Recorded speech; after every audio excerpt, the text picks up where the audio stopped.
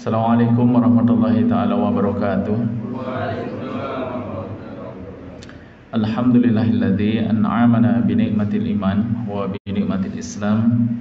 Asyhadu an la ilaha illallah, asyhadu anna Muhammadan abduhu wa rasuluhu la nabiyya ba'da. Allahumma salli wa sallim wa barik ala sayyidina Muhammadin wa ala alihi wa sahbihi ajmain. Amma ba'd. Bapak sekalian yang dimuliakan Allah Subhanahu wa taala, alhamdulillah. Seperti biasa tidak ada kalam yang pantas keluar dari lisan kita, tidak ada rasa yang pantas mengisi seluruh ruang hati kita, dan tidak ada gerakan jasadiah kita yang pantas bergerak kecuali semuanya dalam rangka bersyukur pada Allah Subhanahu wa taala atas berbagai macam nikmat, khususnya nikmat keimanan dan nikmat keislaman yang melahirkan turunan berbagai macam nikmat, sehingga dengan cara seperti itu kita berusaha menggapai janji Allah, la in syakartum la azidanakum. Realisasi rasa syukur tentu saja harus disesuaikan dengan contoh yang sudah diberikan oleh Rasulullah Muhammad sallallahu alaihi wasallam, karena ketika realisasi gerakan-gerakan dan contoh-contoh itu tidak sesuai dengan kaidah yang dicontohkan oleh Rasulullah, khawatir malah menjadi salah di mata Allah Subhanahu wa taala. Maka kita mohonkan kepada Allah salam dan salawat semoga selalu tercurah kepada Rasulullah Muhammad sallallahu alaihi wasallam serta keluarganya, sahabatnya, dan insya Allah kita pengikutnya setia sampai akhir zaman. Jemaah sekalian, melanjutkan kajian kita kemarin, terakhir adalah audit tentang kecerdasan amal. Nah, salah satu yang menjadi tolak ukur bagaimana Rasulullah Muhammad sallallahu alaihi wasallam sudah mencontohkan ketika setiap amal itu ternyata benar-benar bisa kita rasakan, karena setiap amal itu ada masa semangatnya. Ya, likulli amal sirratun, setiap amal ada masa semangatnya, dan setiap semangat wa likulli sirratun itu ada fatratunnya, ada masa futurnya. Jadi sesuai dengan pesan Rasulullah juga, al-imanu yazidu wa yanqus. Jadi iman itu nggak stabil, sama dengan semangat kita juga nggak stabil. Ada masa-masa yang memang kita harus maintain, kita harus pelihara, dan kita harus jaga itu. Tetapi dinamika sirotun dan fatrotunnya itu, semangat dan malasnya itu, tentu saja ketika fatrotunnya itu bukan kemudian dia menjadi futur yang naudzubillah kemudian bermaksiat kepada Allah. Nah, kalau itu sudah nggak bisa ditolerir. Tetapi yang bisa ditolerir di sini adalah dalam bingkai-bingkai ada kondisi-kondisi di mana kita misalnya merasa bosan. Nah, ini adalah dinamika. Ketika merasa bosan, maka kita harus memunculkan hal-hal yang lain yang bisa memunculkan semangat kita di dalam beribadah kepada Allah Subhanahu wa taala. Kita juga sudah pernah bahas di sebelumnya bahwa kaidah wa ma khalaqtul jinna wal insa illa liya'budun. Jadi dasar kaidah ini saja sudah menggugurkan berbagai macam statement atau quote atau kiat-kiat kata-kata yang sering dikatakan kita harus seimbang antara dunia dan akhirat. Kan kita sering mendengar ya hal-hal seperti itu. Kita harus seimbang dunia dan akhirat. Saya paling tidak setuju kata-kata seperti itu, karena kalau dikatakan harus seimbang dunia dan akhirat, seolah-olah di dalam kehidupan kita itu ada pemisahan. Ya, ada pemisahan, ini pemikiran, perasaan, kegiatan dunia. Ini pemikiran, perasaan, kegiatan akhirat. Nah, seperti itu. Kalau dipisah-pisah seperti itu kepentingannya jamaah sekalian, maka kalau dihitung maka tidak akan pernah bisa. Kenapa tidak pernah bisa? Misal buat yang bekerja, satu hari bekerja di kantor 8 jam. Dalam perjalanannya mungkin satu karena macet 1-2 jam. Pulang pergi sudah 4 jam. 4 jam tambah 8 jam sudah 12 jam sendiri. Waktu 24 jam. Ya kan? Nanti pulang ada lagi mungkin ada rapat RT, rapat RW dan sebagainya. Ketika itu disebut untuk kepentingan dunia, lalu kepentingan akhiratnya yang mana? Kan gitu. Makanya di kajian kita sebelumnya saya mengutip ungkapan dari Imam Al-Ghazali dalam kitab Ihya Ulumuddin bahwa fa innad dunya mazra'atal akhirah. Bahwa sesungguhnya dunia itu adalah ladang akhirat. Maka ketika kita hidup di dunia, tentu pasti kita melakukan amal-amal dunia. Semuanya pasti melakukan amal-amal dunia. Nah, tinggal bagaimana caranya 100% amal-amal dunia itu bernilai akhirat. Jadi kalau sudah seperti itu Bapak sekalian, nggak ada tuh yang namanya pemisahan antara keseimbangan dunia dan akhirat. Yang ada adalah 100% semua kegiatan kita harus bernilai akhirat. Berarti itu semua ada di niat kaidahnya. Nah, jamaah sekalian, untuk bisa melakukan keistiqomahan seperti itu, maka di kajian sebelumnya audit kecerdasan amal, di situ kita mengambil contoh bagaimana Rasulullah Muhammad SAW, saya kutip lagi hadisnya, bahwa di situ dikatakan shalla hatta antafaqat qadamahu. Jadi Rasulullah itu sholat sampai kedua mata kakinya bengkak. Faqila lahu an takallafu hada. Ya, kenapa membebani dirimu dengan hal yang demikian, ditanyakan pada sahabat. Wa qad ghafarallahu laka ma taqaddama min dhanbika wa ma ta'akhkhar. Bahwa bukankah dosa-dosa itu sudah diampuni baik yang masa lalu maupun yang akan datang. Tetapi perhatikan bagaimana jawaban beliau. Faqal afala akunu abdan syakura. Emang aku nggak boleh menjadi hamba yang banyak bersyukur. Nah, jamaah sekalian, di bawahnya sama, hanya dengan redaksi yang sedikit berbeda dari Aisyah radhiyallahu anha. Nah, jamaah sekalian dimuliakan Allah Subhanahu wa taala, artinya ketika kita memunculkan rasa syukur, seseorang itu akan sulit sekali bersyukur kalau dia tidak merasa diberikan banyak nikmat. Sekali lagi, indikatornya adalah seseorang itu akan sulit sekali bersyukur kalau dia tidak merasakan bahwa dia sudah diberikan banyak nikmat oleh Allah Subhanahu wa taala.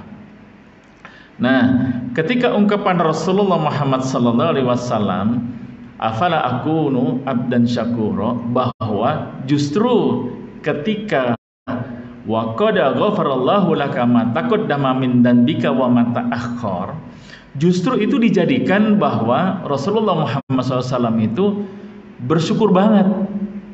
Bersyukur banget karena beliau terjaga, beliau menjadi orang terpilih dan beliau terjaga. Ya, dosa-dosanya sudah diampuni masa yang lalu.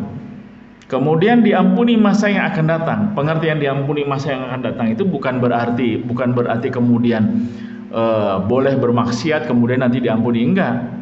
Kaidahnya adalah terjaga. Allah jaga dari hal-hal yang sifatnya negatif. Seseorang yang diampuni, ya, dosa-dosanya setahun yang akan datang misalnya, itu dijaga sama Allah Subhanahu wa taala. Nah, ketika mendapatkan kenikmatan seperti ini, maka itu menjadi sesuatu yang sangat bersyukur banget. Kadang-kadang kan begini jamaah sekalian, kita ini ingin bersyukur itu menunggu sesuatu yang sifatnya kayak wah banget gitu. Misal bisa beli mobil, wah itu bersyukur banget tuh gitu. Karena seolah-olah ukuran mobil itu kan wah gitu kan. Kemudian bisa renovasi rumah atau bisa ngelunasin rumah dari cicilannya, wah bersyukur benar sampai sujud syukur gitu. Nah, jamaah sekalian, untuk bisa bersyukur kan nggak mesti harus ada momentum-momentum besar seperti itu. Ya, nggak mesti harus ada momentum-momentum besar seperti itu. Contoh gitu, ya contoh. Ketika jamaah sekalian yang suka ngeteh, atau suka ngopi. Ya, ngeteh ngopi. Biasanya habis subuh ya, habis kajian tuh suka ada ngopi sama ngeteh. Walaupun saya beberapa kali mohon maaf belum bisa ikut.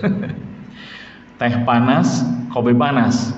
Ya kan? Gitu. Teh panas, kopi panas. Gimana cara minumnya?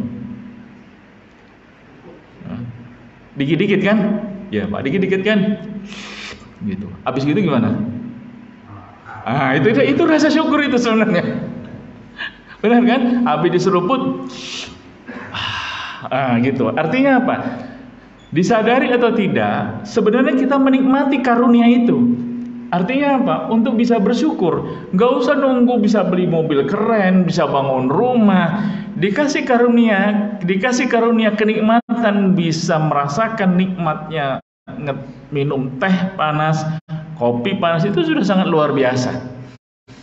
Nah, artinya apa? Secara value, jamaah sekalian, secara value, rasa syukur minum teh ketika kita bisa munculkan rasa itu luar biasa. Itu rasa syukurnya sama dengan ketika bapak-bapak sekalian dikasih rezeki sama Allah bisa ganti mobil baru. Nah, kalau kita bisa lakukan seperti itu, artinya apa? Semua kejadian-kejadian itu hanya sarana. Sarana itu bisa memunculkan rasa nggak di hati kita. Karena rasa di hati kita itulah kemudian muncullah bahwa Masya Allah, Allah sudah karuniakan nikmat yang banyak banget kepada saya. Nah, seperti itu. Nah, dari tataran ini jamaah sekalian, kita coba membuat turunannya ya. Kita coba membuat turunannya. Pertama, ketika bicara rasa pasti bicara hati ya. Ketika Rasulullah menerangkan posisi takwa kan at-taqwa hahuna. Takwa itu posisinya di sini. Artinya takwa itu posisinya di hati. Artinya bisa dirasakan kok kepada pemilik ketakwaan itu bisa dirasakan. Seperti apa sih dia merasakan bahwa Allah sudah memberikan karunia hadiah takwa itu luar biasanya seperti apa. Nah, cuman ada sebuah karakteristik terkait dengan hati yang harus diwaspadai adalah sesuai dengan pesan Rasulullah SAW kepada Ummu Salamah, salah satunya, ya Ummu Salamah, innahu laisa adamiyun illa wa qalbuhu baina usbu'aini min asabi'illah. Jadi wahai Ummu Salamah, yang namanya hati manusia itu selalu berada di antara jari jemarinya Allah Subhanahu wa taala. Artinya apa? Suka-suka Allah lah. Ya, suka-suka Allah. Tentunya yang ketika kita nyebut suka-suka Allah itu, Allah memiliki sifat-sifat yang di situ salah satunya tidak mungkin zalim pada hambanya. Ya, tapi ya namanya pemilik, ya suka-suka pemilik, mau diapain gitu. Nah, di sini faman syaa aqama. Kalau Allah berkehendak meneguhkan keimanan di hati tersebut, ya akan terjadilah. Wa man syaa azzaqa. Ketika Allah menghendaki di situ dibiarkan menyimpang, ya juga akan menyimpang. Nah, sehingga penting bagi kita untuk mengingat doa ya muqallibal qulub tsabbit qalbi ala dinik, ya musarrifal qulub sarif qalbi ala taatik, dan seterusnya. Zat yang membolak-balikkan hati gitu. Artinya ini untuk mewaspadai diri kita. Tidak ada satupun yang bisa menjamin ya kondisinya saat ini seseorang itu. Sebutlah seperti ini jamaah sekalian. Allah tadi kata Ustadz Irfan, di antara kondisi pagi yang syahdu ya Ustadz ya. Nyebutnya syahdu, hujan. Ini kalau udah kayak gini dingin gini. Ini kan subhanallah, ini enaknya nih tetap di rumah selimutan ya Pak ya. Masya Allah. Ini kan luar biasa. Nah, kondisi Allah bisa hadirkan, Allah izinkan dengan rahmatnya, ya dengan rahmatnya duduk di sini. Saya mengajak nih diri pribadi dan juga jamaah sekalian untuk belajar. Masya Allah ya, benar ya. Karunia Allah kepada kita luar biasa. Di antara kondisi masih banyak manusia yang terlelap tidur, pagi ini masih terlelap tidur. Pagi ini masih terlelap tidur. Siapa tadi pagi yang dikaruniakan Allah, dibangunkan Allah dengan rahmatnya? Kenapa saya selalu mengulang dengan rahmatnya? Seharusnya dengan begitu banyak dosa-dosa yang ada pada diri kita, nggak pantas kita menghadap seperti itu, mendapatkan ini dan itu nggak pantas. Makanya kan ada doa, ya Hayyu ya Qayyum birahmatika astaghis. Birahmatika, dengan rahmatmu ya Allah aku minta. Karena apa? Ini adalah bentuk rayuan lah. Bentuk rayuan. Kenapa saya katakan bentuk rayuan? Dengan kondisi kita yang bergelimang dosa, mudah masih meremehkan dosa-dosa kecil, naudzubillah masih melakukan maksiat, harusnya nggak pantas kita begini. Tapi kenyataannya dengan rahmatnya Allah, nah kan gitu nih. Akhirnya kita bersyukur dengan rahmatnya Allah, Pak. Kita bersyukur, ketika bersyukur, ya Allah luar biasa ini kayak gitu. Bisa duduk sekarang di sini mendengarkan kajian. Begitu juga dengan saya. Gitu. Ya Allah, kalau Allah tidak tutup aib saya, nggak mungkin saya bisa berada di hadapan bapak-bapak semua. Akhirnya apa? Semuanya kita bersyukur. Jadi nggak usah bersyukur tuh nunggu sesuatu yang seolah-olah rezeki berupa uang atau harta atau mal yang kemudian itu menjadi wah, baru kemudian ekspresi bersyukur kita tuh terekspresikan. Nah kalau kita bisa merasakan ini, Masya Allah. Nah jadi jamaah sekalian, kita yang bisa seperti ini sekarang kita pertahankan dan kita bermohon kepada Allah SWT agar Allah curahkan terus tuh, ya curahkan lagi. Karena apa? La in syakartum la azidanakum. Begitu kita bisa memaintain rasa, ini kan rasa nih Pak. Nih rasa ini bisa dibelok-belokin memang. Ya, apalagi di sini tadi bisa dibolak-balikan oleh Allah Subhanahu wa taala. Ketika kita bisa memenuhi rasa itu di hati kita, mudah-mudahan la azidannakum. Pakai lam taukid di sini, pasti. Nah, tinggal bisa nggak kita memenuhi rukun supaya la azidannakum itu terpenuhi. Karena kadang-kadang kita nggak bisa memenuhi itu, tapi kemudian naudzubillah nyalahin Allah terus. Nah ini kan yang harus hati-hati. Nah ini dari yang lain, hadis riwayat Ahmad, innal quluba biyadillahi azza wa jalla yuqallibuha. Sesungguhnya hati berada di tangan Allah azza wa jalla dan Allah yang membolak-balikkan. Jadi tidak ada satupun ya Pak yang bisa menjamin. Hari ini alhamdulillah kita bisa duduk di sini dalam majelis subuh yang insya Allah dimuliakan Allah Subhanahu wa taala. Yuk kita jaga, kita minta benar sama Allah. Perasaan kita terhubung sama Allah. Kita minta benar. Karena jangan sampai setan laknatullah itu masuk nih. Ya, masuk. Oh, kamu keren begini-begini. Oh, kamu ahlu tahajud keren begini-begini. Oh, kamu penghafal Quran keren begini-begini gini-gini gitu. Ya, akhirnya muncul sikap ria, ujub, kemarin kita sudah bahas ya. Nah ini contoh mendasar. Saya ingin mengingatkan kembali ya terkait dengan bagaimana kisah awal Nabi Adam itu digoda oleh iblis laknatullah. Fawaswasa lahuma syaitanu liyubdiya lahuma ma wuriya anhuma min sawatihima. Setan membisikkan waswasah atau pikiran jahat kepada keduanya untuk menampakkan kepada keduanya itu apa yang tertutup dari mereka, dari Adam dan Hawa, yaitu auratnya.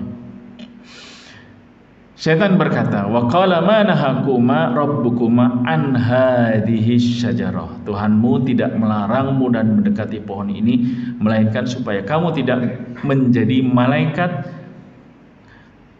illa an takuna malaikaini au takuna minal khalidin. Nah, jamaah sekalian, ini adalah motivasi yang ditanamkan oleh iblis laknatullah. Kisah bagaimana cara menggodanya macam-macam, ya. Ada yang dengan karunia yang diizinkan oleh Allah Subhanahu wa taala, sifat setannya bisa memberikan waswasah, ada yang mengatakan berdialog langsung melalui ular yang kemudian masuk ke surga dan sebagainya, itu banyak versinya. Tapi kita tidak akan bahas itu. Yang kita akan bahas bahwa ada dua hal motivasi yang kemudian membuat persepsi rasanya Nabi Adam itu berubah. Kenapa saya katakan persepsi Nabi Adam itu bisa berubah? Nanti kita bahas ya setelah ini. Ini ada dua hal. Yang pertama, antakuna malaikaini au takuna minal khalidin. Dua, memangnya kamu nggak kepingin jadi malaikat, kira-kira gitu. Kalau bahasa kita ya, memangnya kamu nggak kepingin jadi manusia yang kekal di surga. Aku lebih mengenal Tuhanku daripada kamu. Kenapa? Alasannya kata iblis, aku lebih lama dari kamu. Bicara Nabi Adamnya gitu. Bahkan yang ketiganya, wa qasamahuma inni lakuma minan nasihin. Tuh bayangin coba, bersumpah tuh bahwa aku itu gitu termasuk orang yang memberikan nasihat kepada kamu. Ibaratnya kalau bahasa kita tuh gini, aneh itu teman ente gitu. Masa ente nggak percaya sama aneh, kira-kira gitu. Kalau bukan aneh teman ente, nggak mungkin aneh ngasih tahu rahasia ini, kira-kira gitu Pak. Nah, kenapa saya ingin mengulang ini, jamaah sekalian? Mohon diingat, posisi Nabi Adam ada di mana waktu itu? Di surga ya. Ini di surga loh. Ya, posisinya di surga. Ini gimana sih kondisi surga? Kan kalau ditanya, kalau ada pertanyaan ya, ada pertanyaan begini. Cantiknya, ini kan bapak-bapak semua nih. Cantiknya bidadari surga itu gimana? Ayo, ada yang bisa jawab Kak? Ketika kita ditanyakan, nggak itu dulu deh. Ini ada masjid, pernah nggak Bapak lihat masjid yang paling indah, paling keren? Kerja otak kita itu akan selalu melakukan komparasi, perbandingan terhadap memori yang ada di dalam otak kita. Masjid paling indah itu seperti apa? Begitu kita bandingkan, kemudian kita ngelihat dengan yang baru, oh iya, memang bagusan ini. Akhirnya yang bagusan ini itu tersimpan di otak kita. Maka ketika kita ngelihat masjid yang lain, ada orang mengatakan masjid ini bagus, kita bisa mengatakan oh enggak, masih belum bagus. Waktu itu di daerah ini saya melihat masjid yang bagus, lebih bagus dari ini. Nah sama ketika misalnya bicara bidadari, gimana cantiknya bidadari? Otak kita tuh pasti membandingkan wanita tercantik yang pernah kita lihat. Ya kira-kira seperti itulah gitu. Yang kondisinya kayak gitu. Inilah yang disebut dengan angan-angan yang ada, yang bekerjanya di memori kita seperti itu. Kita mengatakan indahnya surga seperti apa, kita pasti bandingin deh indahnya alam yang pernah kita lihat, baik secara langsung maupun lewat komputer ataupun lewat film ataupun apapun yang kemudian dia masuk ke memori kita. Selalu begitu perbandingannya. Nah, jamaah sekalian, walaupun Allah terangkan kondisi surga, ada kebun-kebun, ada sungai yang mengalir, kita pasti bandingin kan, di daerah puncak ada sungai yang mengalir, di situ indah, pasti begitu kita bandingannya. Padahal jamaah sekalian, kalau kita melihat dari hadis ini, ya hadis ini terkait dengan apa yang dijanjikan Allah Subhanahu wa taala. A'dadtu li ibadis sholihin, aku telah menyiapkan bagi hamba-hambaku yang soleh. Ya, hamba-hambaku yang soleh, maksudnya ini adalah surga. Seperti apa sih? Mala ainun ra'at, yang belum pernah dilihat oleh mata, wala udunun sami'at, belum pernah didengar oleh telinga, wala khatara ala qalbi bashar, dhuhran balha ma utliqtum, belum pernah terlintas di hati manusia, di benak manusia, itu nanti disimpan. Paling hanya angan-angan yang pernah dilihat saja untuk membandingkan keterangan-keterangan ini. Tetapi yang jelas, ketika bicara soal, sebutlah bicara soal bidadari, nggak akan pernah terlintas, terlihat, terbetis, terdengar seperti yang disebut sebagai bidadari itu cantiknya seperti apa. Keindahan di surga nggak akan pernah terlihat sebelumnya, nggak akan pernah terdengar sebelumnya, dan nggak akan pernah terbesit rasanya seperti apa. Artinya apa? Hayalan-hayalan kita tentang indahnya surga itu belum ada apa-apanya. Nah, kira-kira seperti itu, Pak. Ya. Nah, jamaah sekalian, Nabi Adam alaihissalam ada di surga. Artinya apa? Nabi Adam kan karena beliau sudah ada di surga, tentu beliau melihat dong yang belum pernah kita lihat, yang belum pernah dilihat oleh manusia. Beliau mendengar dong suara-suara keindahan surga yang belum pernah dilihat oleh manusia, yang belum pernah ke situ. Beliau merasakan dong yang belum pernah dirasakan oleh manusia yang belum pernah memasuki surga. Tapi itu saja Pak, itu saja bisa digoda, tentu saja atas izin Allah ya. Tentu saja itu bisa digoda oleh iblis laknatullah. Coba bayangin. Ya, coba bayangin Pak. Yang di surga beneran saja bisa dibelokkan oleh iblis laknatullah. Kita di dunia jelas belum masuk surga. Paling tidak surga dunia dulu dah. Kita udah dapat belum surga dunia? Kalau ukuran orang awam nih, pasti kita bilangnya belum. Buktinya masih ada cicilan. Iya. Masih mikirin cicilan, nanti bayar anak kuliah gimana, dan seterusnya dan seterusnya. Mari harus bekerja, mari harus lembur. Saking lemburnya kebanyakan, tahajudnya jadi susah. Artinya masih jauh dengan gambaran-gambaran surga yang sesungguhnya. Jangankan gambaran surga sesungguhnya, gambaran surga dunia saja masih jauh. Artinya potensi untuk digoda itu besar. Ya, potensi untuk digoda itu besar. Nah, jamaah sekalian, bisa dibayangkan di sini, setan laknatullah bisa menggoda Nabi Adam alaihissalam yang posisinya sudah di surga. Artinya apa? Ketika kita di dunia, nggak ada satupun Pak yang menjamin kita, misal ya, naudzubillah, matinya itu, ya kan kita tentunya matinya kita adalah husnul khotimah. Tapi nggak ada satupun yang bisa menjamin, kecuali kita terus berusaha dengan rahmat Allah memohon adanya keistiqomahan itu. Nah, dari dua hal ini, artinya apa? Potensi dibolak-balikan hati, potensi menyimpang dan lain sebagainya, itu menjadi berpotensi yang besar.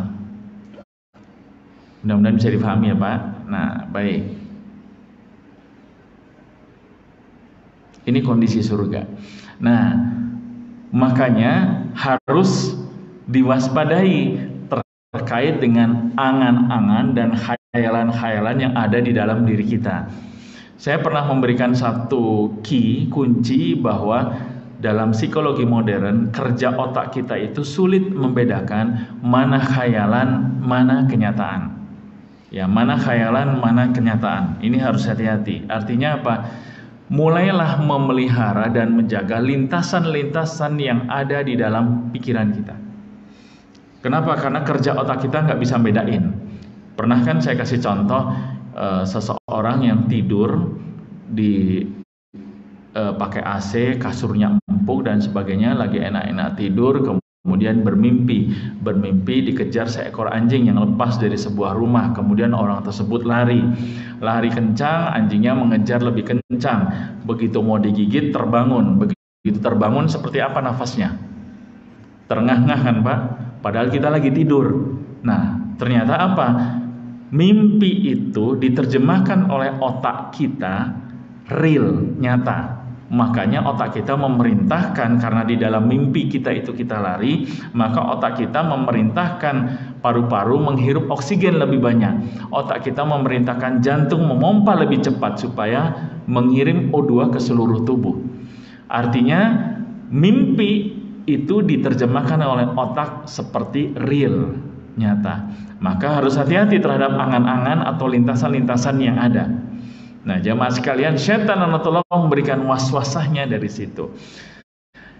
Setiap orang ketika melihat sesuatu yang lebih baik bagi dirinya, pasti tidak akan pernah puas.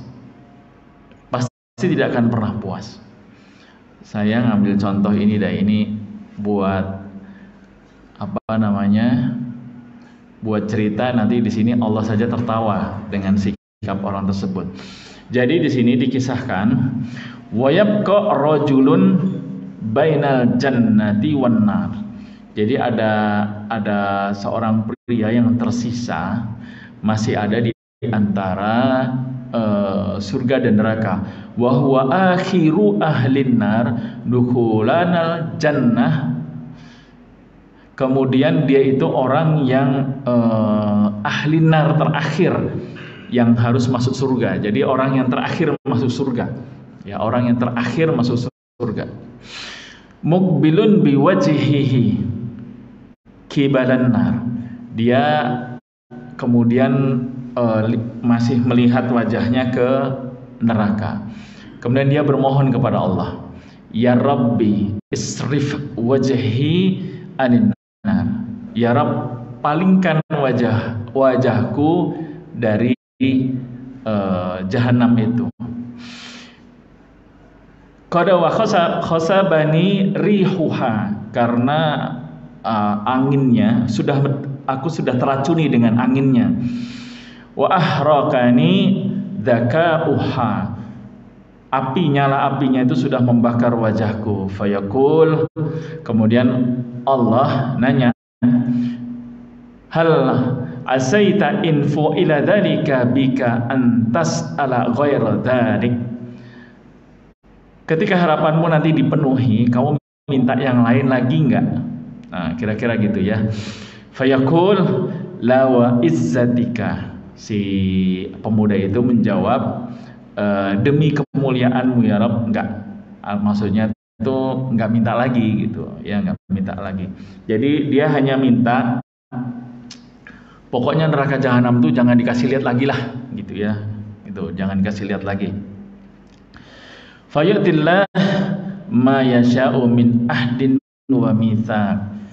Ya, kemudian Allah memberikan apa yang dijanjikan. Apa yang dijanjikan? Fayasrifullahu wajhahu anin nar, dipalingkanlah wajahnya itu dari api neraka. Udah, berarti kan dia ngelihat surga tuh ya, ngelihat surga. Tapi masih jauh dari pintu. Nah, faida akbala bihi 'alal jannah. Dan ketika dia menghadapkan wajahnya itu ke surga, ro'a, dia ngelihat tuh, dia ngelihat bahjataha, kebahagiaan yang ada di surga. Dan ketika udah ngelihat itu jamaah sekalian, sakata masya Allah an yaskut, dia terdiam sejenak. Kenapa dia terdiam sejenak?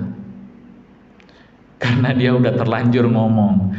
Ketika ditanyakan sama Allah, nanti kamu minta apa lagi gitu, dia bilang kan fayakul, yang ini tadi ya kan, la wa izzatika, enggak, aku enggak minta lagi deh gitu ya kan, enggak minta lagi. Tapi begitu udah ngelihat kebahagiaan yang ada di surga, kemudian dia terdiam. Maksudnya terdiam tuh ya kayaknya harus minta lagi nih.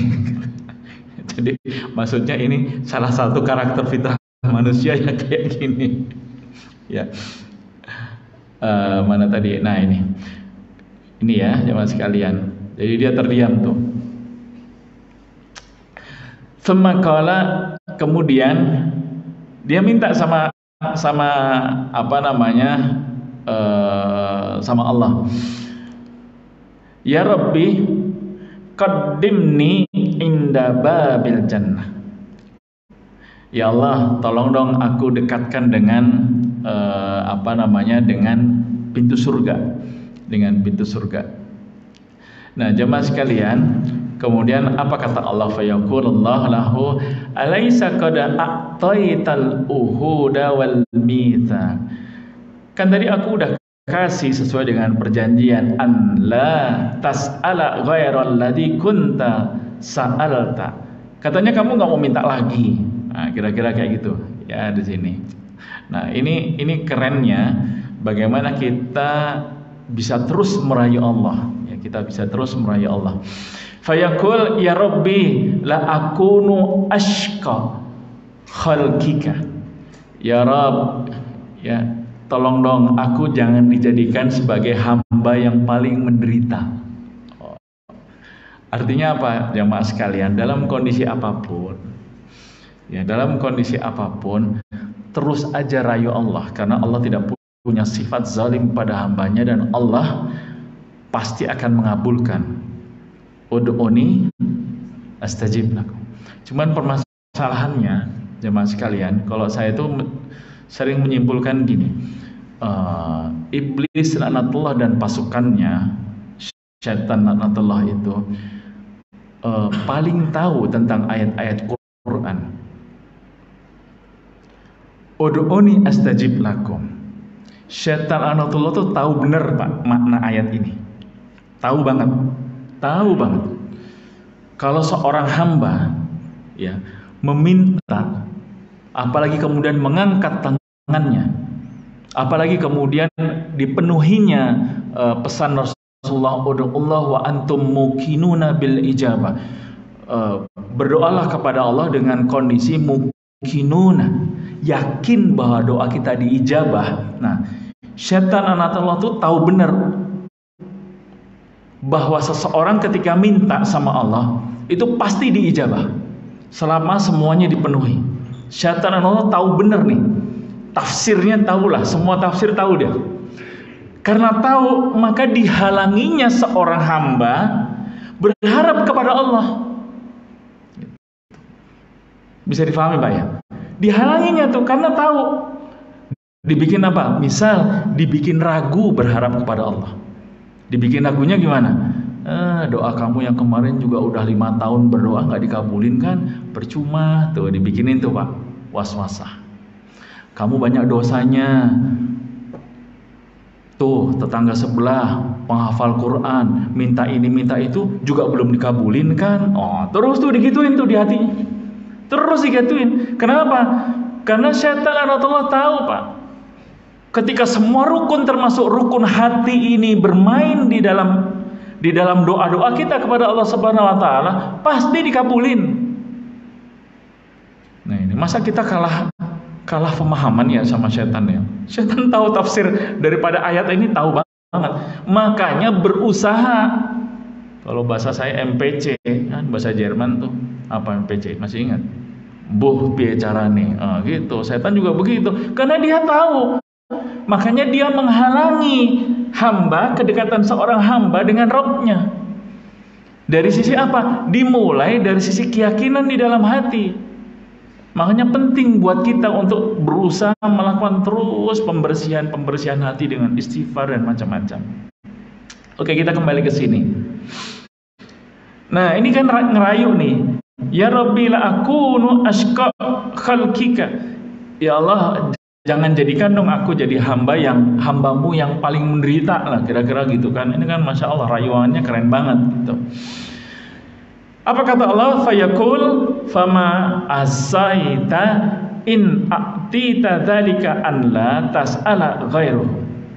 Nanti harapanmu asaita dipenuhi, ya udah dikasih, kamu minta lagi nggak yang lainnya? Fayaqul la wa izzatika. Ini lagi nih. Enggak deh ya Allah, enggak. Udah enggak minta lagi habis ini. Tuh, ya enggak minta lagi habis ini. La as'alu ghaira dzalik. Enggak minta lagi habis ini. Nah, kemudian fayati rabbahu ma syaa min ahdin wa mitsaq.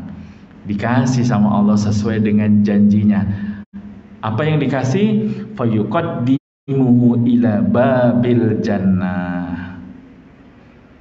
Dideketin tuh ke pintu surga. Nah, kalau udah deketin pintu surga, makin jelas ya. Ya Pak, makin jelas. Makin jelas seperti apa kondisi di surga, makin jelas. Fa idza balagha bah. Nah, ketika udah sampai tuh, udah faro'a, ngelihat deh tuh zahrataha, mawar, maksudnya ya keindahan lah ya, keindahan di surga. Wa ma fiha minan nadrati wassururi. Semua kesenangan, kebahagiaan, kegembiraan yang ada di dalamnya makin terlihat jelas Pak. Makin dilihat jelas tuh sama si pemuda itu.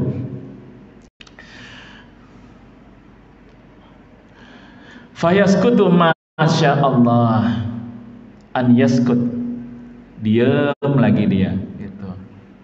Saya sih belum menemukan diemnya itu, mungkin mikir juga kali ya, nyesal tadi udah ngomong sama Allah nggak minta lagi gitu. begitu ngelihat dideketin, ya kenapa tadi nggak minta dimasukin sih sekalian gitu kan. Gitu.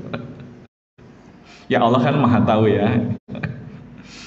Fayaqul ya Rabbi adkhilnil jannah. Oh kan minta lagi kan? Minta lagi dia. Ya Rabb, aku masukin dong ke dalam surga itu. Gitu. Kan tadinya kan cuma lihat kayak di etalase. Makin deket ngelihatnya begini kan, apalagi kalau ngintip rumah orang, wah aduh di dalam ada pesta, ada macam-macam gitu. Ya Rabbi adkhilnil jannah. Ya Rabb masukin dong aku ke dalam surga. Itu. Fayaqulullah. Nah ini dia nih. Wahyaka ya ibnu Adam. Kamu gimana sih kalau bahasa kita ya? Ma'aqdarab. Gitu. Apa alasanmu sih alaisa qad a'taital uhuda wal mitsaq? An la tas'ala ghairal ladzi a'tita. Kan tadi udah janji nggak minta lagi gitu. Fayaqul ya Rabbi, nah sama nih jurus rayuannya keluar juga. Ya Rabbi la yaj'alni ashqa khalqika. Jangan jadikan dong aku hambamu yang paling menderita. Nah, apa yang terjadi? Allah ketawa. Fayadhakallahu azza wa jalla minhu. Allah tertawa. Maksudnya di sini Allah tertawa. Artinya ya lucu ya, ini orang nggak minta tapi minta dan Allah ya juga ngasih juga gitu. Allah ngasih juga. Tsumma ya'dzanu lahu fi dukhulil jannah. Akhirnya Allah izinkan orang itu masuk surga. Fayaqul tamanna. Udah kamu berangan-angan lah. Udah masuk surga, kamu tuh berangan-angan pingin apa gitu. Fayatamanna hatta idat qata'a umniyatuhu. Sampai nggak bisa berangan-angan lagi, angan-angannya habis kira-kira gitu.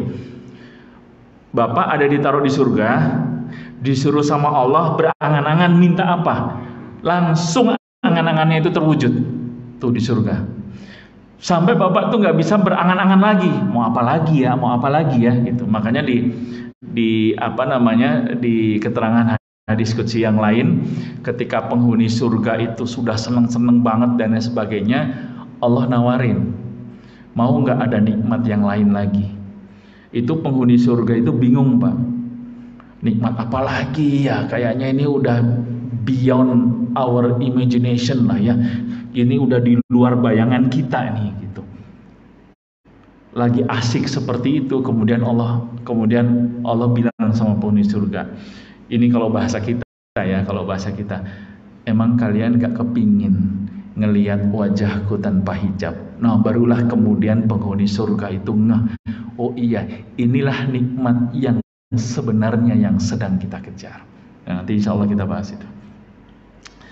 Nah, jamaah sekalian menekan Allah Subhanahu wa taala.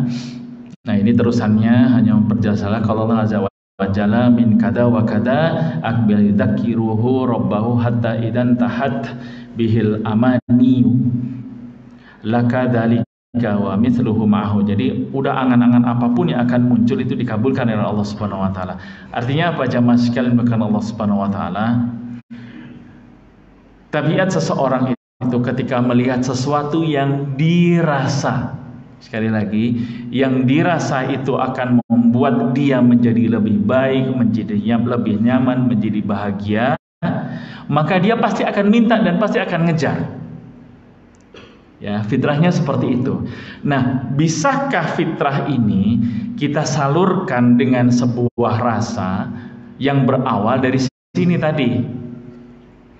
Ketika Rasulullah Muhammad SAW berdiri sholat tahajud, qiyamul lail sampai kakinya bengkak, itu kan kalau dari sisi zahirnya pandangan mata, ini kan zolim seolah-olah, betul ya Pak ya? Kan tubuh kan punya hak untuk istirahat. Tapi ketika bicara nikmat, contoh gini.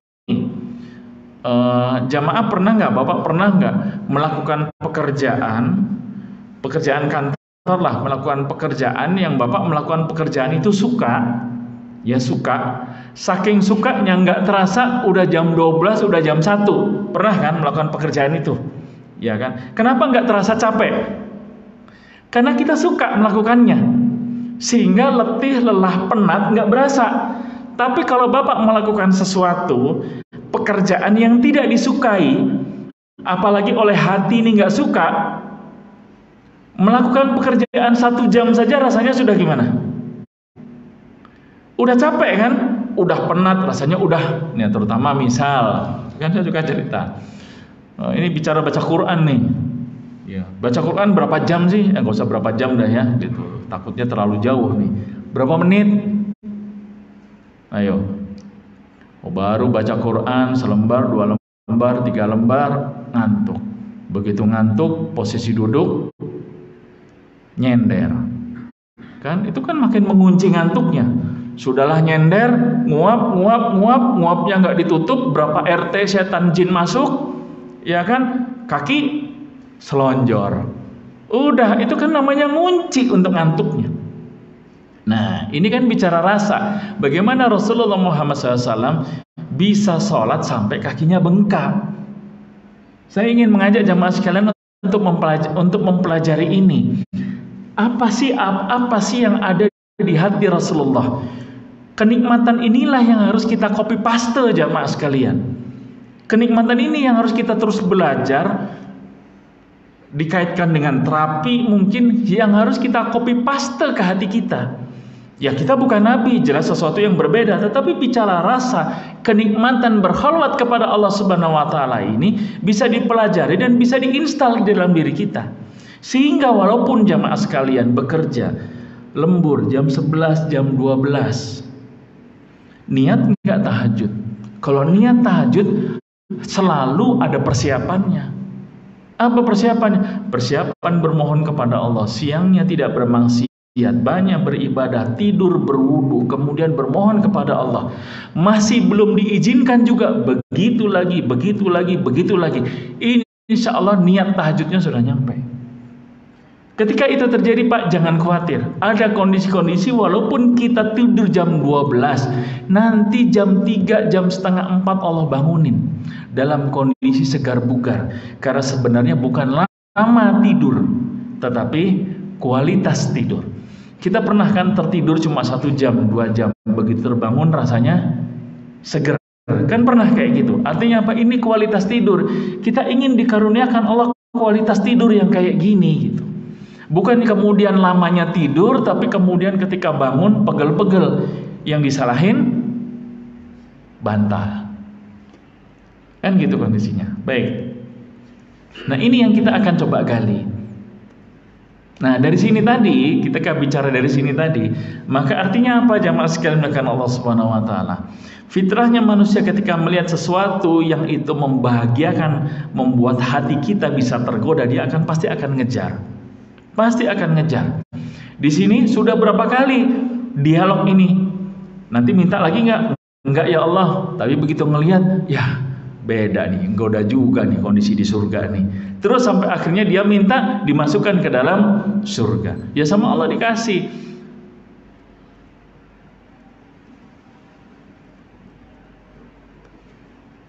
Nih, waswasah lahum syaitan. Diberikan waswasah di dalam oleh setan Allah kepada Nabi Adam. Apa yang mengubah perasaan Nabi Adam? 1, antakuna malaikaini. 2, antakuna minal khalidin. 3, wa qasamahuma inni lakum minan nasihin. 3 hal itu bisa mengubah rasa kebahagiaan. Iya ya, jadi malaikat kayaknya memang enak nih. Langsung tuh. Ingat, kerja otak kita sulit membedakan khayalan dan kenyataan. Nabi Adam langsung tuh, oh iya ya benar juga ya, ini jadi malaikat asik juga nih. Ini berarti bocoran yang baik nih. Nah, kira-kira gitu kan. Antakuna minal khalidin, kemudian bisa menjadi orang yang kekal. Nah, ini kan bisa mengubah rasa di hati. Nah, baik. Terus gimana dong? Dengan kaidah-kaidah syukur yang benar. Jemaah sekalian, jadi sekali lagi ya, kita akan sulit bersyukur kalau kita tidak bisa merasakan dikasih banyak nikmat. Itu itu bahasa pendeknya seperti itu. Inilah yang harus kita latih. Ini semuanya bicara rasa. Asyukru yakunu bil qalbi wal lisan wal jawarih. Syukur itu harus dijalani dengan hati, lisan, dan anggota badan. Jadi asyukru bil lisan, asyukru bil qalbi, asyukru bil amal. 3. Jadi ini satu paket, jangan dipisah. Ya, jangan dipisah. Sedangkan walhamdu la yakunu illa bil lisan. Kalau alhamdulillahirabbil alamin, ya baru lisan. Ya baru lisan. Ketika alhamdulillahirabbil alamin, getaran nikmat di hati kita tuh berasa nggak sih? Alhamdulillah ya Allah gitu. Kadang-kadang saya suka misal istri saya sudah masak apa gitu, kemudian anak-anak kumpul, yang dari pondok datang dan sebagainya. Sering saya mewasiatkan kepada keluarga, coba nikmati dulu. Misalnya kalau istri saya itu masak yang berkuah gitu Pak, bilang coba Kak, ambil sendok panas-panas, coba diseruput, gimana rasanya? Oh itu udah tuh ekspresi tuh, wah enak ya, enak, wah mantep. Nah ini adalah bentuk rasa syukur. Jadi kita mengajak untuk mengajarkan anggota keluarga itu, mengajarkan Masya Allah. Akhirnya apa? Banyak yang bisa disyukur, itu banyak banget. Ini kan bentuk daripada terapi ya Pak ya, bentuk daripada terapi. Nah ya, jadi seperti itu. Syukur menurut Ibnu Taimiyah itu haruslah dijalani dengan hati, lisan, dan anggota badan. Kemudian hakikat syukur menurut Ibnul Qayyim, at-tana'u 'alan ni'am, memuji atas nikmat. Nah, harus banyak. Ini bagian daripada tahadus bin nikmah. Ukurannya apa? Nah, salah satu ukuran paling gampang gini aja deh. 1 kali 24 jam ini ya, atau hari inilah ya, hari ini saja. Atau yang kemarin, kalau mau muhasabah berarti yang kemarin ya. Kalau mau muhasabah berarti yang kemarin. Kemarin kata-kata yang keluar dari mulut kita ini, dari lisan kita, itu banyak kata-kata syukur atau keluhan. Dan itu aja deh. Itu aja. Bapak habis menyelesaikan pekerjaan di kantor. Bisa nggak itu diekspresikan? Alhamdulillah ya Rabb, akhirnya selesai juga kerjaan gitu. Sampai di rumah, ya sampai di rumah nih, parkir mobil, parkir motor. Alhamdulillah ya Rabb, sampai juga di rumah, selamat dalam perjalanan. Banyak di jalan yang naudzubillah tsumma naudzubillah, walaupun pakai mobil ketabrak juga, ngantuk, kecelakaan, ini itu dan seterusnya. Nah, saya mengajak nih, mewasiatkan kepada diri pribadi dan juga jamaah sekalian. Habis ini coba alhamdulillah, habis ini alhamdulillah, minum teh Masya Allah, habis makan alhamdulillah, istri masak enak alhamdulillah, terus begitu. Itu bagian daripada tahadus bin nikmah. Indikatornya supaya apa? Supaya lisan yang keluar ini 1 kali 24 jam Pak, itu tahadus bin nikmah. Kalau itu sudah kita lakukan, bismillah, ini mudah-mudahan bagian daripada terapi kita sudah mulai benar. Nanti akan lama-kelamaan tuh, karena basah bibir kita dengan terus ngobrolin nikmat Allah, maka nanti akan muncul nih ke hati. Jadi nggak usah nunggu ada hadiah besar, nggak usah nunggu ada ini besar dan lain sebagainya, nggak usah. Ya, jadi gitu kondisinya. Kemudian al-ni'am wa mahabbatuhu wal amalu bi ta'atihi, dan mencintai nikmat tersebut serta memanfaatkan nikmat untuk ketaatan. Nah,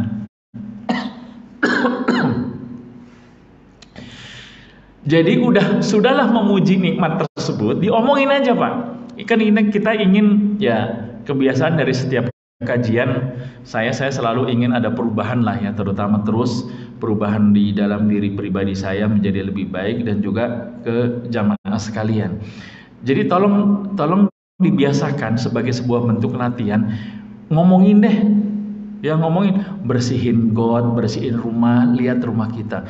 Alhamdulillah, ngomong sama anak istri, alhamdulillah ya Mi, Allah kasih kita rumah, nggak kehujanan. Bismillah, nanti ini mau lebaran ada rezeki, insya Allah, masya Allah kita akan renovasi. Omongin Pak, tolong omongin aja ke istri kita, ke anak-anak, supaya anak-anak juga membiasakan ngomong kayak gitu. Diomongin aja, itu bagian daripada memuji nikmat.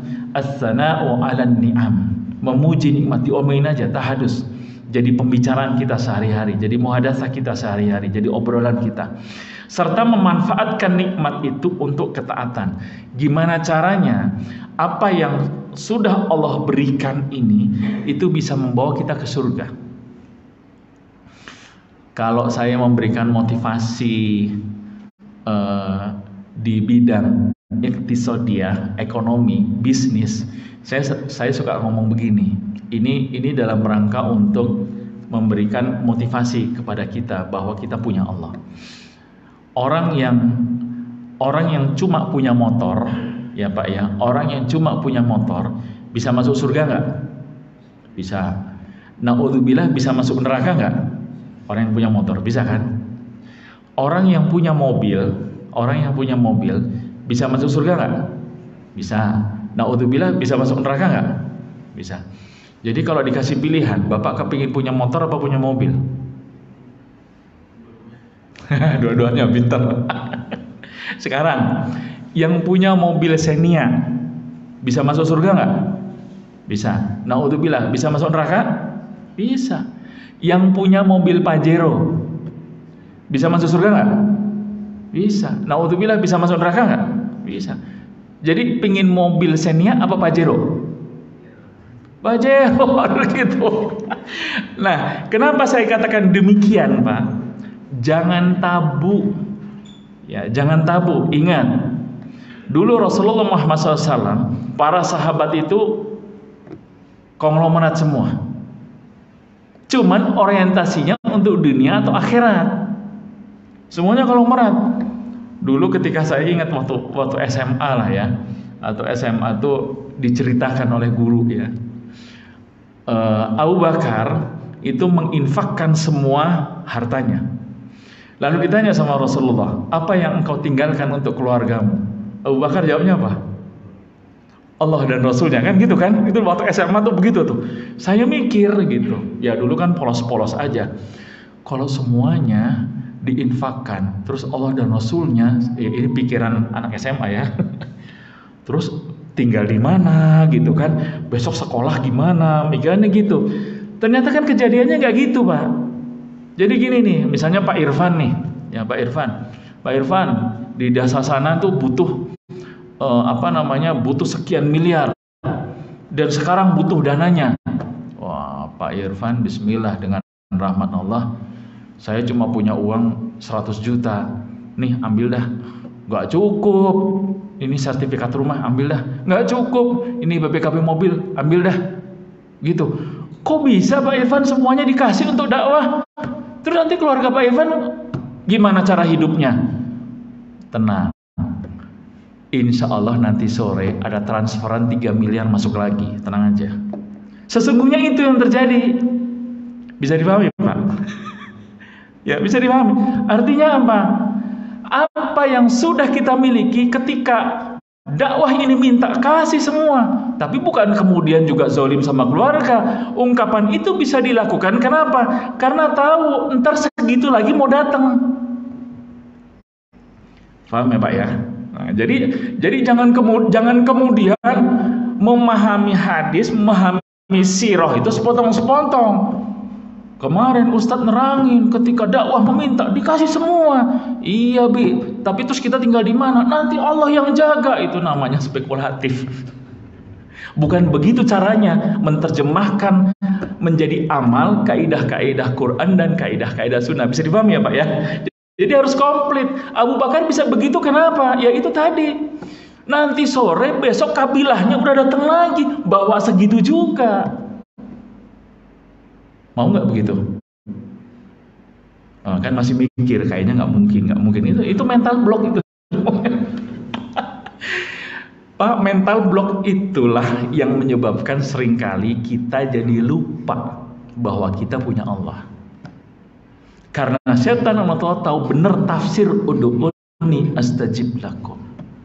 Itu yang harus hati-hati. Akhirnya jadi tabu, mau minta takut, mau minta nggak berani, apalagi kemudian dapat pemahaman yang salah. Lihat Rasulullah Muhammad sallallahu alaihi wasallam zuhud, tidur berbekas pelepah kurma, udahlah kita begitu aja. Padahal mah dia bukan berusak pada Nabi, males sebenarnya.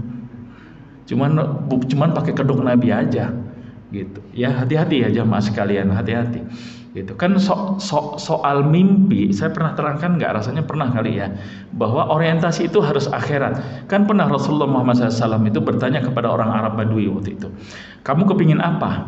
Orang Arab itu bilang kan, aku kepingin beberapa unta merah lengkap dengan pelananya. Kalau unta merah itu kan kendaraan bergengsi zaman sekarang, Mercy, BMW gitu kan, Ferrari gitu. Dulu unta merah. Kemudian apalagi domba-domba yang gemuk yang banyak air susunya untuk melengkapi kebutuhan keluargaku. Nah itu berarti kan materi kan. Udah gitu aja, udah cukup. Apa kata Rasulullah? Kenapa engkau tidak minta permintaan seperti permintaan wanita tua Bani Israel? Nah kan, seperti apa permintaan wanita tua Bani Israel? Waktu itu Nabi Musa alaihissalam beserta kaumnya Bani Israel ingin keluar dari Mesir, tapi nggak bisa, muter nyasar lah. Kemudian ulama Bani Israel bilang kepada Nabi Musa, wahai Musa, kami sesungguhnya sudah terikat perjanjian dengan Yusuf. Kami hanya bisa keluar dari Mesir kalau membawa jenazahnya Yusuf dipindahkan ke Palestina. Di mana kuburannya Yusuf? Ada seorang wanita tua yang tahu di mana kuburannya Yusuf. Hadapkan dengan aku, kata Nabi Musa. Kemudian wanita tua itu dihadapkan, ditanya, di mana kuburannya Yusuf? Wanita tua itu mengajukan syarat. Aku punya syarat. Sebutkan syarat. Aku akan tunjukkan di mana kuburannya Yusuf, tapi engkau kabulkan syaratku. Sebutkan syarat. Wahai Musa, tolong jadikan aku tetanggamu di surga. Nah, mimpinya beda kan? Mimpinya beda. Makanya Rasulullah bilang, kenapa engkau nggak minta sih seperti permintaan wanita tua Bani Israel? Apalagi ini nanyanya sama Rasulullah. Ibaratnya tuh kalau ditanya sama Rasulullah begitu, Bapak akan jawab apa? Seandainya. Ayo, mau jawab apa? Ketika di kepala kita tidak ada orientasi akhirat, Pak, pasti yang diminta dunia. Ya Allah, aku kepingin rumah besar, mobilnya Mercy, ini. Itu yang dibilang sama Rasulullah. Kenapa engkau tidak minta seperti permintaan wanita tua Bani Israel? Permintaan wanita tua Bani Israel, wahai Musa, jadikan aku tetanggamu di surga. Kalau yang nanya Rasulullah, kalau kita ditanya Rasulullah, ya mudah-mudahan kita berlindung kepada Allah dari perubahan kesadaran karena godaan iblis laknatullah dan tentaranya dari setan, jin dan manusia. Ya kita minta bismillah, ya Rasulullah, jadikan aku tetangga dekatmu di surga. Pasti kita akan minta begitu kan? Artinya apa jamaah sekalian? Jangan takut berharap kepada Allah. Hanya saja harapan ini orientasinya harus akhirat. Ketika orientasinya akhirat, bismillah kesininya dunianya dapat. Maka saya mengajak selalu mengingatkan diri pribadi dan juga jamaah sekalian, jangan karena ada mental block ini itu dan lain sebagainya, kemudian dibuat was-wasah kita banyak dosa, kamu nggak pantas begini, kamu nggak pantas begitu dan sebagainya, yang lebih pantas itu masih lebih banyak dan lain sebagainya. Para dai, para juru dakwah itu juga dibuat seperti itu. Kamu banyak dosanya, kamu tuh nggak pantas ngomong begini, ngomong begitu, kabur maktan indallahi dan seterusnya. Kamu nggak pantas mengajukan seperti itu, kamu juga nggak ngerjain begini dan sebagainya. Akhirnya apa? Untuk yang menyuarakan kebaikan sedikit karena dibikin minder sama syaitan laknatullah.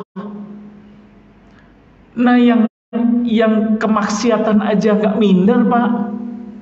Iya kan? Kita yang harusnya menyuarakan kebaikan jangan minder. Siapa sih yang nggak kurang? Siapa yang nggak punya dosa? Pasti sebagai manusia itu banyak kurangnya. Makanya diminta untuk terus beristighfar, bermohon kepada Allah dan seterusnya. Baik, maaf agak kelamaan nih. Kemudian ini man lam yaskuril khaliq al-qalila, barang siapa yang tidak mensyukuri yang sedikit, yang qalil, yang sedikit, maka lam yaskuril katsir, maka ia tidak akan mampu mensyukuri yang banyak. Jadi yang dikit-dikit disyukurilah ya. Yang tadi minum teh, itu syukur tuh, insyaallah. Nah ini tambahan rukun syukur menurut Ibnul Qayyim di dalam kitab Uddatus Sabirin wa Dzakhiratasy Syakirin. Yang pertama adalah i'tirafuhu bi nikmatillahi alaihi, mengakui bahwa nikmat itu berasal dari Allah, dikembalikan semua kepada Allah. Jadi kalau ada yang muji, oh Bapak Masya Allah ya keren gitu, jangan dijawab, oh iya saya memang sudah keren dari lahir. Jangan gitu. Dibalikilah, Masya Allah, tabarakallah, hadza min fadli rabbi, dikembalikan semua kekerenan itu dari Allah gitu. Jangan dibilang, oh Bapak keren ya, memang saya udah keren dari lahir, 7 turunan saya keren.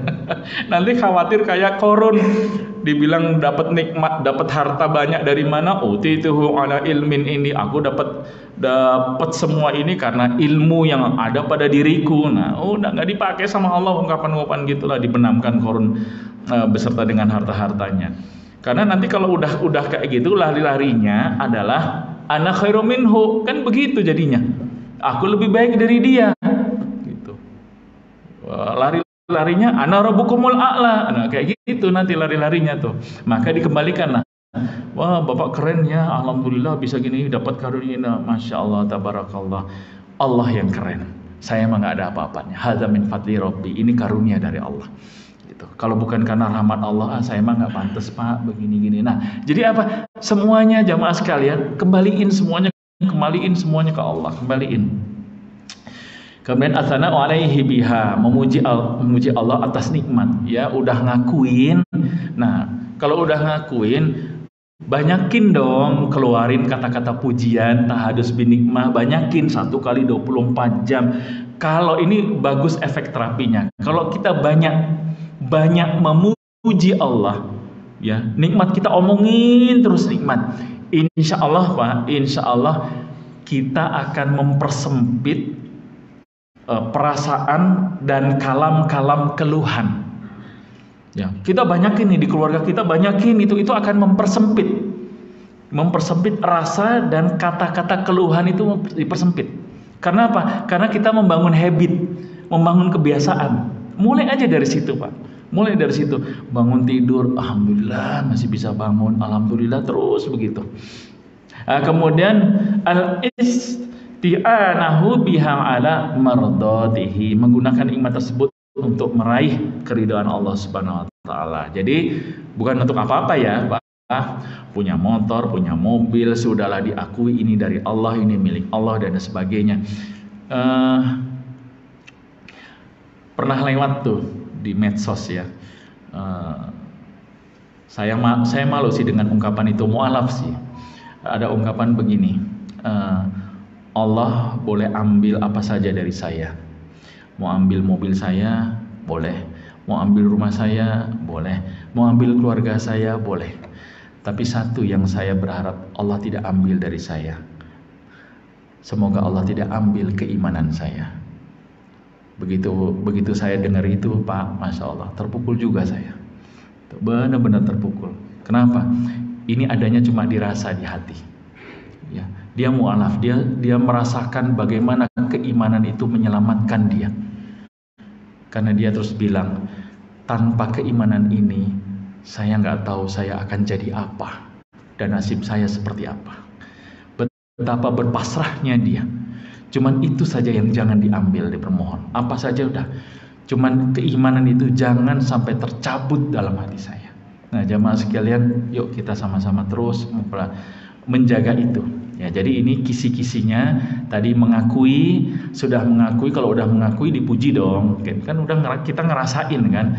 Habis itu kita pakai ya untuk mendekatkan diri kita kepada Allah Subhanahu wa taala. Nah, kemudian kita ini lewat dikit nggak apa-apa ya Pak, tanggung dua slide lagi. Nah, Tadi kan bicara syukur kan asyukur bil lisan, bil qalbi dan bil amal. Kenapa? Man amila salihan min dzakarin aw untha wa huwa mu'min falanuhyiyannahu hayatan thayyibah wa lanajziyannahum ajrahum bi ahsani ma kanu ya'malun. Siapa yang mengerjakan amal soleh, laki-laki dan perempuan dalam kondisi mukmin beriman, maka sungguhnya akan berikan kehidupan yang baik. Nah, jamaah sekalian, kehidupan yang baik ini dari rasa syukur dengan amal juga tadi, ini menurut Ali bin Abi Thalib dan Al-Hasan Al-Basri yang diriwayatkan oleh Ibnu Jarir dan At-Tabrani dalam tafsirnya, dikatakan hayatut thayyibah itu adalah al-qanaah. Qanaah. Qanaah itu apa? Qanaah itu bersyukur terhadap apa yang sudah Allah takdirkan, Allah berikan kepada kita. Kenapa bisa demikian? Nah, sekarang kita tutup dengan beberapa pesan quote dari Ibnu Battal dalam syarah Sahih Al-Bukhari. Wa ginan nafsi huwa babur ridho. Dan kaya jiwa atau qanaah itu merupakan pintu keridoan. Atas apa? Atas biqadaillah, atas keputusan-keputusan Allah Ta'ala. Wa taslim al-amri, dan juga menerima pasrah terhadap ketetapannya. Pasrah ini terhadap ketetapannya ya Pak ya. Jadi yang sudah turun ke kita. Kadang-kadang kaum sekuler atau siapapun yang mematahkan semangat kita untuk menjadi lebih baik itu, kepasrahan itu dibawa ke depan. Bisa dipahami Pak ya? Jadi salah nih ketika kepasrahan ini dibawa ke depan. Akhirnya apa? Udahlah begini aja lah. Sehingga tidak terjadi itu fastabiqul khairat, nggak terjadi. Yang dinamanya pasrah tawakal Pak, ini takdir sudah turun nih, jebret sekarang nih. Udah. Pasti ada hal yang baik dari yang sudah turun ke kita. Tapi kepasrahan jangan dibawa ke depan. Kenapa? Kita tidak ada yang tahu nggak nasib kita nanti sore gimana? Nggak tahu kan? Besok nggak tahu juga. Artinya apa? Membangun husnuzan untuk menjadi lebih baik agar apa? Fighting spirit kita sebagai umat Muhammad sallallahu alaihi wasallam muncul. Jangan pasrah dibawa ke depan. Bisa dipahami Pak ya? Pasrah jangan dibawa ke depan, karena pasrah dibawa ke depan, nanti kita nggak akan berusaha menjadi lebih baik. Kenapa? Seolah-olah hopeless, berputus asa. Padahal berputus asa dari rahmat Allah itu nggak boleh. Bisa dipahami Pak ya? Jadi jangan, misal ngapalin Quran, nggak hafal-hafal, banyak lupa, terus ngomong begini, mungkin saya sudah ditakdirkan tidak akan pernah bisa hafal Quran. Tuh, ini setan kelaknatullah kerjaannya. Masukin ke pikiran kita. Jadi kalau sekarang target harus hafal 1 juz, kemudian qadarullah cuma dapat setengah juz, bersyukur dulu. Qadarullah, tawakal ala Allah. Ke depan harus diuber menjadi lebih baik. Jangan kemudian kemarin juga nggak bisa, udahlah nggak usah lagi. Nah ini yang nggak boleh. Bisa dipahami Pak ya? Ini harus hati-hati nih. Ini subhanallah ya, naudzubillah min dzalik. Ini syaitan lanatullah tuh manuver-manuvernya begitu. Ya kita berlindung kepada Allah sajalah. Ya kita berlindung kepada Allah. Nah kemudian, nah di sini yang di bawahnya, laisal ghina an kasratil Allah. Bukanlah kekayaan dengan banyaknya harta benda ya yang ada di dunia ini, walakinnal ghinan nafsi, akan tetapi kekayaan yang hakiki adalah kaya jiwa. Nah kan ini kan bicaranya di hati. Gimana kita bisa merasakan itu? Ada sedikit pesan dari Imam Al-Hasan Al-Basri, inna min da'fi yakinika antakuna bima fi yadika. Sesungguhnya di antara lemahnya imanmu adalah engkau lebih percaya kepada harta yang ada di tanganmu. Tuh, hati-hati tuh. Ya. Autaku minka bima fi yadillah, daripada apa yang ada di sisi Allah Subhanahu wa taala. Jadi ngukurnya tuh terlalu benda banget, terlalu fisik banget gitu. Ini duit nih, wah duit udah di tangan, wah udah baru nih, baru yakin bener. Yang belum di tangan padahal ada di sisi Allah, padahal Allah yang menjanjikan ini itu, kita jadi nggak semangat untuk mengejarnya. Nah, baik jamaah sekalian yang dimuliakan Allah Subhanahu wa taala, ini beberapa hal yang mudah-mudahan ini bisa menjadi wasiat buat diri pribadi tentunya, dan mengajak kepada jamaah sekalian untuk bisa menjadi lebih baik. Terutama seringkali kita selalu mempertanyakan janji-janji Allah, salah satunya adalah la in syakartum la azidannakum. Aku udah bersyukur, kok Allah nggak menambahkan sih gitu. Seolah-olah begini. Soal ini kan babnya sebenarnya adalah bab bagaimana merayu Allah. Masuk surga saja kita pernah bahas di sebelumnya, tidak ada satupun dari kita yang bisa masuk surga dengan amal-amal yang kayak begini. Tapi bisa masuk surga dengan rahmatnya. Kita duduk di sini juga dengan rahmat Allah. Nggak pantas juga kayaknya kita duduk di sini. Dengan begitu kemaksiatan yang kita lakukan, begitu banyak riya, ujub, kemunafikan yang masih ada di dalam diri kita, masih melihat penilaian manusia dan sebagainya, kayaknya nggak pantas. Tapi kenapa? Karena rahmat Allah, saya masih diizinkan berbicara di hadapan bapak-bapak semua. Karena rahmat Allah, kita semua masih diizinkan untuk mengikuti kajian ini. Maka mudah-mudahan jamaah sekalian, hal yang sedikit ini mudah-mudahan bisa menguatkan diri kita dalam rangka terus saling mengingatkan satu sama lain untuk Allah memudahkan kita, memberikan keistiqomahan menjaga hati kita, karena hati kita itu ada di jari jemarinya Allah Subhanahu wa taala. Baik jamaah sekalian, mohon maaf sudah agak lebih dari waktunya. Yang benar datangnya dari Allah Subhanahu wa taala, yang salah dan khilaf semata-mata karena kebodohan diri pribadi, mohon dibukakan pintu maaf yang sebesar-besarnya. Wa'alafu minkum billahi taufiq wal hidayah. Assalamualaikum warahmatullahi taala wabarakatuh.